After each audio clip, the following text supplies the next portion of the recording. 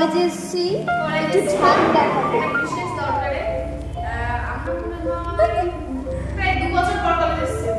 হ্যাঁ 2 বছর ও সরি পরীক্ষা দিয়েছি না পরীক্ষা 2-3 মাস পর। যাই হোক আজকে আমরা কলেজে এসেছিলাম এই কার্ডগুলো নিতে স্টুডেন্ট কার্ড নিতে। আর এইটা স্টুডেন্ট কার্ড নেওয়া হয়ে গেছে। এটা আমরা ছবি তোলার জন্য না এটা হচ্ছে দিদি থেকে বাসা হ্যাঁ একদম। কারণ আমি কিছু যাতায়াত করি। আর আবার কবে কলেজে যাবো জানি না।